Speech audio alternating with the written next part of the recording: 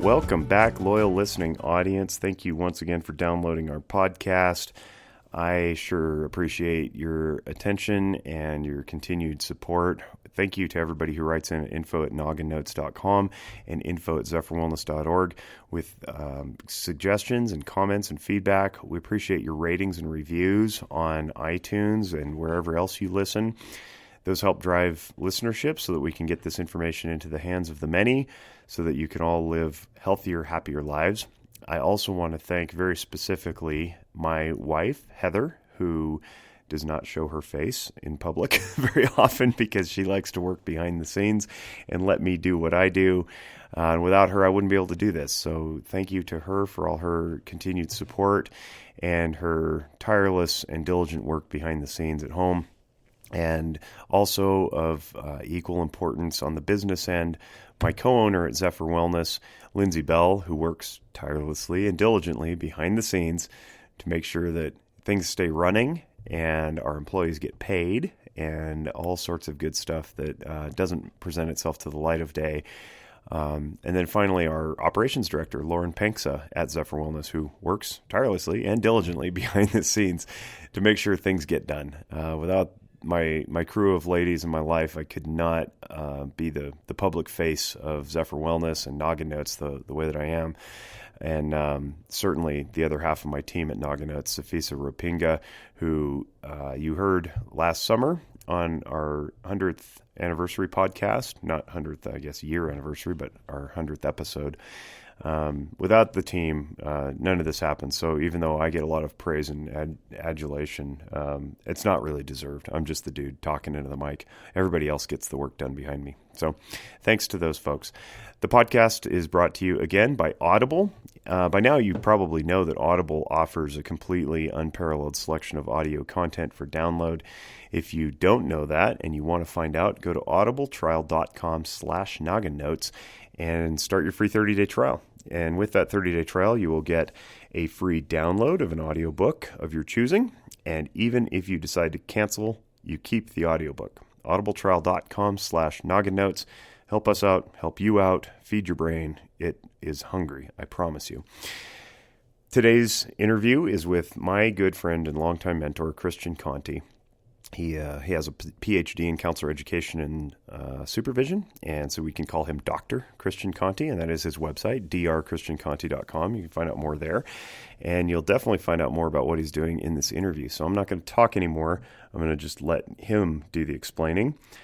I think you'll really enjoy it, but before we do that, I want to say one last thing. If you think you're struggling, or you know somebody else who might be struggling, please direct them to the following website, wtta.org/love.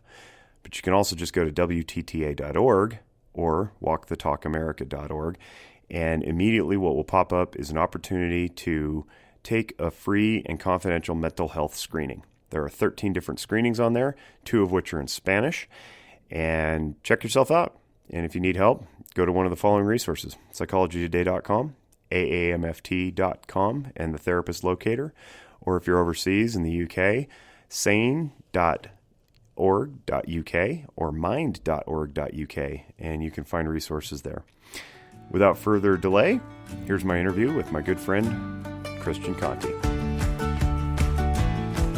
Well, today we're talking with my good friend and mentor, Christian Conte. Hello. What's up, Jake? I'm so glad to be back on your podcast. Yeah, man, it's been a while. We've had a lot of life develop in between podcasts, and even though you and I stay in touch, it's not as frequent as we'd like. And part of this is going to be spent, interviewing you and asking you what you've been up to lately, which is a lot. But also, I want to give a backdrop for people who may not be familiar with you anyway, and that's to say that you are a clinical psychologist. No, you're an educational psychologist by trade, I guess, and you're a counselor educator, and you spent some time in Reno, where I live, and that's how we met. We met playing softball, and we became friends, and then I took a couple experimental exploratory classes from you during a different graduate program, and during those classes, I fell in love with counseling and came back for another graduate program in counseling, and then you shepherded me through school and into my career, and then you moved back to Pennsylvania, where you hail, and you've got a wonderful family, and you're back by your parents and your wife's parents, and you're lighting the world on fire, chiefly doing stuff in the Pennsylvania prison system. So I want to talk about that, and I want to talk about yield theory, and I want to talk about your new book. But I'll let you fill in where I may have missed some things. Go ahead. No, I love that. I actually love that intro because I'm really excited. My parents are coming over for the Super Bowl this weekend, and when we lived 3,000 miles away, that was much more difficult to make happen. So just the little things like that make a world of difference. But I'm super excited for today to talk to you about, my book that I have been writing really in my mind for 21 years, but I've been writing literally for 2 years. Walking Through Anger came out, released by Sounds True Publishing, and we've had a chance to do a book tour. We're still doing different things. We do a lot of podcasts around it, but it's really exciting because this is the book that kind of explains yield theory. So I'm stoked to be able to talk to you about it. So if we don't spoil the entire book, why don't you explain what yield theory is to the audience? So yield theory is this. Think about anytime you want to connect with someone, right away there can be people who are defensive and want to shut down. What yield theory does is it's a way to connect with people, get around their fight or flight response, and speak in ways that can actually be heard. So what I'm most proud of about what yield theory does is, look, we all encounter people, and we at times are defensive. We're like, listen, don't go there. And connecting with people. It's one thing to stand on a soapbox and say whatever you want to say and say, oh, I told them. But it's another thing entirely to speak in ways in which you can actually be heard. And so yield theory is about meeting people where they are, spreading conscious education through the use of compassion and creativity. And it's evidence-based, and one part of me feels like that's silly. And then there's another part of me that says, yeah, we recognize that some of this stuff is effective. So you and I, we can talk about all that kind of stuff, but that's yield theory in a nutshell. It's a really powerful technique that when I started adopting it, you had, we met in 2007, and you came up with yield theory 8 or 9, 10 years before, and you were starting to wrap your arms around teaching it to other people, I think. And one of the major things that you said there, and you repeat this in many of your own podcasts and YouTube videos, is meeting people where they are. And I grew up becoming pretty judgmental of others, and I think that was probably a defense mechanism from being bullied my whole childhood. But I was super judgmental, and I put people in boxes, and I labeled them, and I stuck them away in corners so that I myself was comfortable with where they were and where I put them. So meeting people where they are meant like having to look through all those labels and see people for the authentic human being on the inside, the deep soul of a human. And that was super, super, super hard. So it sounds like really simple in concept. You're like, oh, meet people where they are. Yeah, who doesn't want to do that? But really, it's like the actual practice of it, of ignoring people's outward behavior, is really frustrating for most of us. But what I like, and why to me more than most people, why that resonates with me so much, is you actually do the work every day. You're constantly out in the field impacting the world. So you recognize something that I think a lot of people can understand intellectually but struggle with actually implementing. And that is, when I say meeting people where they are, we might be able to say, oh, yeah, that makes sense. But do you actually do it? Do you, in the midst of a conversation, when you see that a person is shutting down, stop, change directions from where you were thinking was the most effective direction, and you change to meet them where they actually are? And this is something that occurs not every few weeks or every month. It's every conversation. Every time you interact with someone, you want to know, where are they in that conversation? So I had this experience one time where I was in private practice, and a mother brought her child into therapy, and he was a 6-year-old. So my rule has always been, if you're going to bring a child in who's under 10, I'm only going to spend half the time with your child. I'm going to spend the other half the time with you. If you're cool with it, I'll see you. If you're not, there are other therapists that might be right for you. So this woman, I talked to the little boy for a little bit, and I was talking to the mother, and she said, I said, have you checked whether or not he's hungry. Like my man, it's like the middle of the day, he seems agitated. She said, oh, I checked that before. I said, before? You have to check whether he's hungry every day, all day. Like there are many times throughout the day your little boy is going to be hungry. It can't be something you checked once. And the same is true when it comes to checking where people are in regard to changing. You might have a friend, and let me talk to our listeners out there who might have a friend who's in not a good relationship, and they're thinking, well, I want to get out of this relationship, and maybe you're giving them good advice, and then you're confused when they come back the next time you talk and say, no, we're back together, everything's fine. Well, it's because you don't understand all the things that changed in their mind in that time. And so we don't want to keep talking to them where we think they should be. We want to talk to them where they actually are.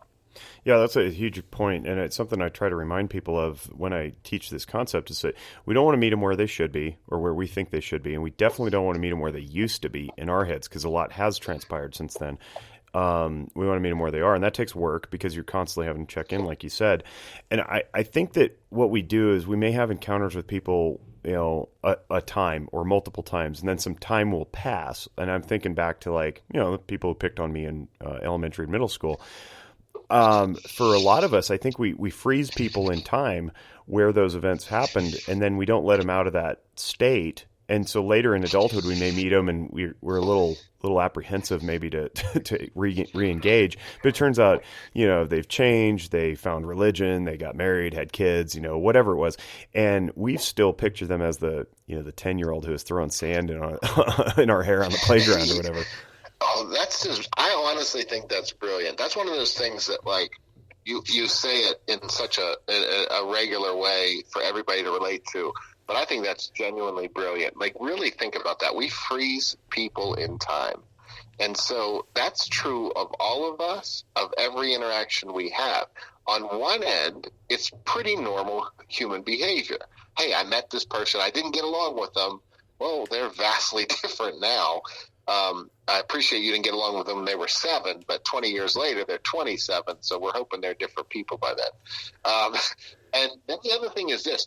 We recognize all the changes we make, but when we interact with someone else, we keep that. I love the way you just said that. It's beautiful. We froze them in that time. So now here we are. Oh, I've changed. I've grown. But you're probably still the same person who you were when you were 7 or 13 or 18. Right. Yeah. Unfortunately, we just had the death of a really powerful person in celebrity world, Kobe Bryant, who is a very good basketball player, world renowned, and he did a lot for the community. And he had a misstep once in his history. I'm not going to bring it up because it's not worth it.